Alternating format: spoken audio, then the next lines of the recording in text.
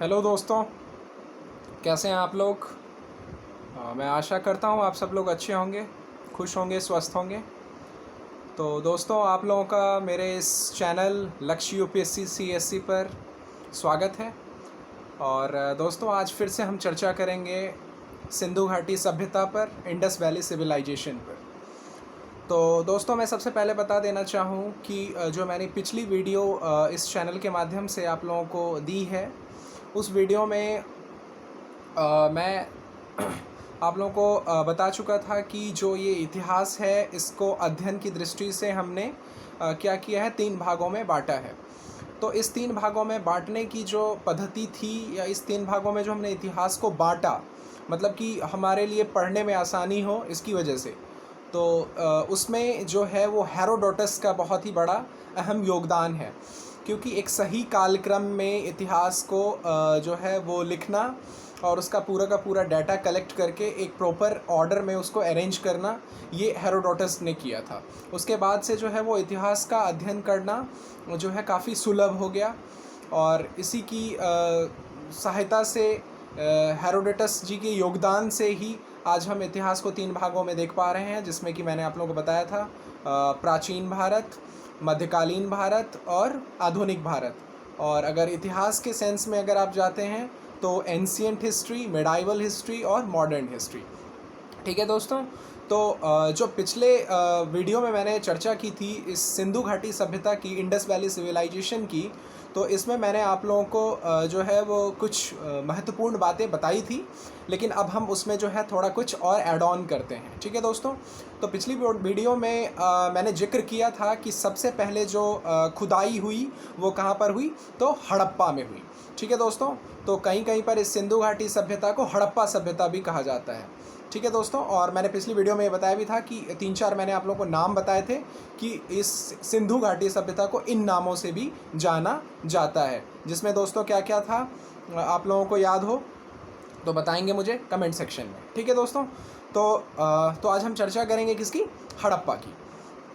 तो दोस्तों, ये हड़प्पा सभ्यता जो थी वो पाकिस्तान में थी। ठीक है दोस्तों, और इसकी जो खोज की वो 1921 में किन्होंने की, दयाराम सहनी जी ने की। ठीक है, 1921 में। और उस समय में पाकिस्तान में एक जिला हुआ करता था जिसका नाम होता था माउंट गोमरी। ठीक है, तो उस माउंट गोमरी में, जिसको आज वर्तमान में हम साहिवाल जिला भी कहते हैं, तो उस जिला में ही रावी नदी के तट पर इस हड़प्पा की जो है वो खोज हुई थी दयाराम सहनी जी के नेतृत्व में। ठीक है दोस्तों, तो अब हम थोड़ा सा जो है इनकी साइट्स की बारे में चर्चा करते हैं। जो सिंधु घाटी सभ्यता के, इस इंडस वैली सिविलाइजेशन के जो प्रमुख स्थल हैं, जो मेन साइट हैं, उनका हम जिक्र करेंगे। क्योंकि इन साइटों से बहुत ही क्वेश्चन आपको यूपीएससी के प्री और मेंस में और स्टेट पीसीएस वगैरह में आते हैं। तो वो किस तरीके से आप उन क्वेश्चंस को अटैम्प्ट करोगे, तो ये पढ़ने के बाद, इस वीडियो को देखने के बाद बहुत हद तक आपकी जो असुविधा है वो दूर हो जाएगी और आप लोगों को इस इंडस वैली सिविलाइजेशन से रिलेटेड क्वेश्चंस को अटैम्प्ट करने में जो है वो इजी पड़ेगा। ठीक है दोस्तों, तो सबसे पहले इस सिंधु घाटी सभ्यता में मैं आप लोगों को बता दूं कि जो इनकी पूरी की पूरी वो आबादी हुआ करती थी, वो 2 भागों में बटी हुई थी। ठीक है दोस्तों, तो वो क्या था एक तरीके से, तो वो था एक पूर्वी टीला और एक हो गया पश्चिमी टीला। ठीक है दोस्तों, तो जो पूर्वी टीला होता था उसे नगर कहा जाता था। ठीक है, तो उस पूर्वी टीला को नगर कहा जाता था और उस नगर में संभवतः जो लोग रहते थे वे श्रमिक, मजदूर, खेती करने वाले लोग, तो ये मजदूर तबके के लोग, ऐसे लोग उन नगरों में रहा करते थे। ठीक है दोस्तों, तो ये कौन सा था, पूर्वी टीला। लेकिन अगर मैं दूसरी और बात करूं तो वो कौन सा था, पश्चिमी टीला। तो पश्चिमी टीला में क्या था दोस्तों कि वहाँ पर एक परकोटा था। ठीक है, परकोटा मतलब आप इसको सरल भाषा में समझें, सुरक्षा प्राचीर। ठीक है, मतलब एक काफ़ी अच्छी किलेबंदी की हुई, काफ़ी स्ट्रॉन्ग बॉर्डर और काफ़ी अच्छी दीवार तरीके की, जिससे कि काफ़ी प्रोटेक्शन और सुरक्षा मिले। तो इस सुरक्षा के दृष्टिकोण से आप खुद ही समझ सकते हो कि कहीं ना कहीं जो है वो इस क्षेत्र में, इस पश्चिमी टीले में उस समय के शासक वर्ग या जो शासन करते थे उस समय में राजा होते थे, वो शासक या धनी मनी लोग इस पश्चिमी टीले में रहा करते होंगे। ठीक है दोस्तों, और उस पश्चिमी टीला को दुर्ग भी कहा जाता था, दुर्ग किला। ठीक है दोस्तों, तो ये कभी कभी आपके एग्ज़ाम में ये क्वेश्चन आएगा भी, कई बार पूछा भी गया है कि ये दुर्ग किला या दुर्ग कहाँ स्थित था। तो वो आपको बताना है क्या, हड़प्पा में। कहाँ पे, पश्चिमी टीले में। ठीक है दोस्तों, हड़प्पा में, पश्चिमी टीले में।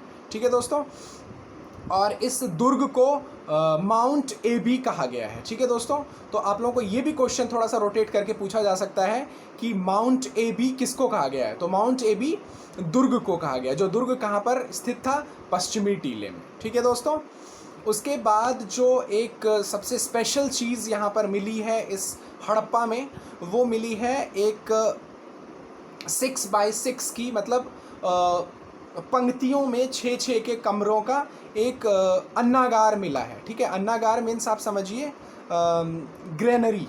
ठीक है, जहाँ पर क्या होता है कि लोग जो है वो अन्नों को रखते हैं। ठीक है, स्टोर करते हैं। तो वो 6x6 की पंक्ति में वो कमरे मिले हैं। कहाँ पर, तो वो हड़प्पा में मिले हैं। ठीक है दोस्तों, ये आपसे क्वेश्चन पूछा भी जा सकता है कि 6x6 मतलब 6-6 की पंक्ति में जो अन्नागार मिले हैं वो किस साइट पे मिले हैं। तो वो आपको याद रखना है, किस, तो हड़प्पा में मिले हैं। ठीक है दोस्तों, और उसके बाद जो दोस्तों ये पश्चिमी टीला है, इसके अगर मैं बात करूं तो जो दक्षिण की ओर ऊपर की अगर आप बात करें तो एक एफ टीला मिला। जिस एफ टीला में दोस्तों क्या था कि 15 इसमें श्रमिक आवास मिले हैं। श्रमिक मीन्स काम करने वाले लोग, जो लेबर का काम करते हैं या मजदूरी करते हैं। तो वो उसमें 15 श्रमिक आवास मिले हैं, और उसके साथ साथ ही 18 वृत्ताकार चबूतरे मिले हैं। वृत्ताकार मीन्स आप शेप मैं बता रहा हूँ, वृत्त का जो जैसा शेप होता है मीन्स स्क्वायर टाइप। ठीक है, तो वैसे शेप के क्या मिले हैं, 18 चबूतरे मिले हैं। और उसके साथ साथ ही क्या हुआ है यहाँ पर कि जो है वो 18 वृत्ताकार चबूतरे और 15 श्रमिक के आवास हैं। तो कहीं ना कहीं इस एफ टीले में ही उस समय में हड़प्पा सभ्यता में क्या थे, मजदूर वर्ग इन 15 आवासों में रहा करते होंगे। और ये 18 वृत्ताकार चबूतरे जो हैं, इस पे ये इन 6x6 की जो पंक्ति के कमरे थे, जो अन्नागार थे, उसमें से अन्नों को लाकर और इन 18 वृत्ताकार चबूतरों पर कूटते होंगे, और उससे वो अपने आटा और उस वगैरह की को तैयार करते होंगे, जिससे कि उनका भोजन हो उससे। ठीक है दोस्तों, तो ये था। उसके बाद दोस्तों यहाँ पर इस हड़प्पा साइट से जो है एक समाधि स्थल मिला है, जो कि एक बहुत बड़ा जो है समाधि स्थल उसको कहा जा सकता है, जिसमें कि 57 शब्द जो हैं वो एक साथ पाए गए हैं। तो इसको एक नाम भी दिया गया, स्पेशल नेम क्या, तो इसको R37 समाधि स्थल कहा गया है। क्या कहा गया है, R37 समाधि स्थल कहा गया है। तो आपसे ये एग्ज़ाम में पूछा जा सकता है कि R37 समाधि स्थल किस साइट में मिला है। तो R37 समाधि स्थल मिला है कहाँ, तो वो हड़प्पा साइट पे मिला है। ठीक है दोस्तों, उसके बाद 1934 मीन्स 1934 में जो खोज हुई, तो उसमें दोस्तों क्या मिला, एक एच समाधि मिली है। ठीक है दोस्तों, तो ये 3 चीज़ें मैंने आप लोगों को बताई कि एक दुर्ग को जो है वो माउंट एबी कहा गया, मतलब दुर्ग को माउंट एबी कहा गया। दुर्ग क्या था वो मैंने बता दिया आप लोगों को, पश्चिमी टीला, जिसमें कि शासक वर्ग रहा करते थे, और वो एक सुरक्षा प्राचीर मतलब एक परकोटे से पूरा घिरा हुआ था सुरक्षा के दृष्टिकोण से। और उसके बाद मैंने R37 समाधि स्थल आप लोगों को बताया, जिसमें कि एक साथ 57 शव पाए गए थे। तो वो R37 समाधि स्थल हुआ, जो भी मिला कहाँ, हड़प्पा में। और उसके बाद एच समाधि भी मिला कहाँ पर, हड़प्पा में। ठीक है दोस्तों, उसके बाद जो गेहूं और जौ के भी साक्ष्य मिले हैं, कहाँ पर, तो हड़प्पा से। और उसके साथ साथ ही सर्वाधिक अभिलेख्य मुहरें भी मिली हैं हड़प्पा से। मुहर मतलब आप समझ रहे होंगे, सील। तो ये ज़्यादा से ज़्यादा जो सील का कलेक्शन हुआ है वो कहाँ से हुआ है, तो हड़प्पा से हुआ है। ठीक है दोस्तों, तो ये एक बहुत ही जो है मेन साइट थी उस सिंधु घाटी सभ्यता की, हड़प्पा। और आपको मैंने बताया भी था पिछली वीडियो में कि सिंधु घाटी सभ्यता को हड़प्पा सभ्यता भी कहा जाता है। तो वो इसलिए कहा जाता है क्योंकि इसकी सबसे पहली खुदाई हड़प्पा में हुई थी और ज़्यादा से ज़्यादा चीज़ें भी हड़प्पा में मिली थी। ठीक है दोस्तों, उसके बाद हम हड़प्पा सभ्यता से अब बढ़ते हैं आगे दूसरी साइट की ओर। जो दूसरा साइट था हमारा मोहनजोदड़ो। ठीक है, तो दोस्तों एक मूवी भी आ चुकी है मोहनजोदड़ो, जिसमें आपको बहुत कुछ थोड़ा सा इस साइट के बारे में भी आइडिया लग जाएगा। अगर थोड़ा बहुत भी समय हो तो उस मूवी को देखें, जिससे कि आपको बहुत कुछ इस मोहनजोदड़ो साइट के रिगार्डिंग आइडिया मिलेगा। ठीक है दोस्तों, तो अब हम इस मोहनजोदड़ो की चर्चा करते हैं। तो दोस्तों पाकिस्तान, जो अभी वर्तमान का पाकिस्तान है, उसमें सिंध नदी के तट पर ये मोहनजोदड़ो साइट मिली थी। मोहनजोदड़ो साइट कहाँ पे? तो सिंधी नदी के तट पर, और ये कहाँ? पाकिस्तान में। एक ज़िला था लरकाना ज़िला, उस लरकाना ज़िला में जो है इस पाकिस्तान में लरकाना ज़िला सिंधी नदी के तट पर इस मोहनजोदड़ो को आइडेंटिफाई किया गया, ढूंढा गया। और इसकी जो मोहनजोदड़ो की खोज की वो राखेल दास बनर्जी ने की। कब? 1922 में। जिन राखेल दास बनर्जी को आप RD बनर्जी भी शॉर्ट में उनका नाम कह सकते हो। ठीक है दोस्तों, तो अब हम चर्चा करते हैं कि यहाँ पर मिला क्या। तो दोस्तों सबसे पहले मैं आप लोगों को ये बता दूं कि यहाँ पर भी जो है वो जो यहाँ की आबादी हुआ करती थी वो 2 भागों में बटी हुई थी, वही पश्चिमी टीला और पूर्वी टीला, जो हमने जिक्र किया है कि इसमें हड़प्पा साइट में। ठीक है दोस्तों, उस हड़प्पा साइट के बाद जब हम इसमें देखें मोहनजोदड़ो में, तो जो सिंधी भाषा थी उसमें इस जो पश्चिमी टीला था उसको वहाँ के सिंधी लोग जो थे वो मृतकों का टीला भी कहते थे, स्तूप टीला भी कहते थे, और सिंध का बाग भी कहते थे। ठीक है दोस्तों, तो ये अन्य अन्य नामों से भी वहाँ के लोगों के द्वारा जाना जाता था। ठीक है दोस्तों, और कुषाण शासक जब आए तो उन्होंने यहाँ पर बहुत बड़ी किलेबंदी की इमारत के तरीके से इसको एक आकार दिया, तो इसलिए इसको टीला वगैरह भी नाम दिया जाने लगा। ठीक है दोस्तों, तो सबसे पहले जो यहाँ पर मोहनजोदड़ो में सबसे इंटरेस्टिंग चीज़ मिली वो मिली कि यहाँ पर एक महाविद्यालय मिला, मतलब एक कॉलेज यहाँ पर मिला। ठीक है दोस्तों, उसके बाद अगर हम नंबर 2 बात करें तो इसमें एक मोहनजोदड़ो में एक विशाल सभा भवन भी मिला है, जिसमें कि उम्मीद की जा सकती है कि उस समय में जो है वहाँ के जो डिक्टेटरशिप होते होंगे या शासक वर्ग होते होंगे वो वहाँ पर बैठकर किसी भी विषय पर चर्चा किया करते होंगे या मीटिंग किया करते होंगे। तो वो एक विशाल सभा भवन भी कहाँ मिला है? तो वो आपको मिला है मोहनजोदड़ो में। ठीक है दोस्तों, उसके बाद अगर मैं बात करूं तो जो है यहाँ पर एक दोस्तों विशाल अन्नागार, मीन्स वेरी ब्रॉड ग्रेनरी, मतलब अन्न को स्टोरेज करने वाला, ग्रेन को स्टोरेज करने वाला एक बहुत ही बड़ा भवन, बहुत ही बड़ा एक घर मिला है, जिसकी जो है कल्पना की जा रही है। ये कहा जा रहा है विद्वानों के द्वारा कि वो 45 मीटर का जो है उसका पूरा का पूरा लंबाई, मतलब पूरा वो 45 मीटर एरिया में वो फैला हुआ था। ठीक है दोस्तों, तो ये एक बहुत बड़ा विशाल अन्नागार जो है ये भी कहाँ से मिला?